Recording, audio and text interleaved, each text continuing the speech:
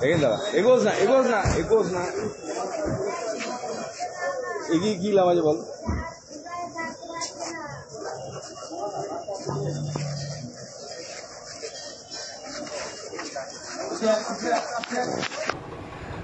বীরভূম জেলা তৃণমূল কংগ্রেস ভবন প্রধান কার্যালয়ে আজ সাক্ষাৎকার করলেন বীরভূম জেলা সভাধিপতি কাজল শেখ, নানুরের বিধায়ক বিধান চন্দ্র মাঝি, নানুর তৃণমূলের ব্লক সভাপতি সুব্রত ভট্টাচার্য সহ অন্যান্য তৃণমূলের কর্মীবৃন্দ।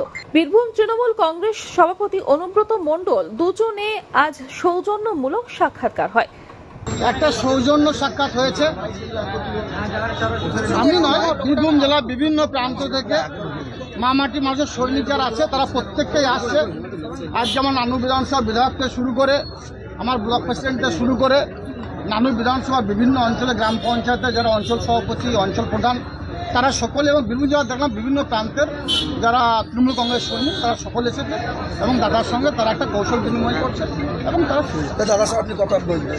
অবশ্যই দাদার সঙ্গে কথা হয়েছে। দাদার শারীরিক অবস্থা খুব একটা ভালো নেই, তো দাদা কাল পরশু করে চেক আপে যাবেন, সম্ভবত কালকেই যেতে পারেন চেক আপে কলকাতায়। চেক আপে যাওয়ার পর ফিরে আসবেন, তারপর আবার বসে কথা হবে।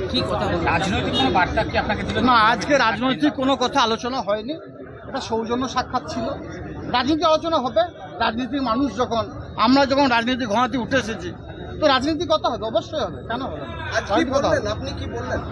আজকে দাদার শারীরিক অবস্থা কেমন আছে জিজ্ঞাসা করলাম, উনি বললেন ভালো আছি, কিন্তু আগামীকাল ওনাকে চেক আপের জন্য কলকাতায় যাবেন, ফিরে এসে তারপর বসে আলোচনা হবে। বীরভূম থেকে কাজী আমিরুল ইসলামের রিপোর্ট, আনন্দ বার্তা।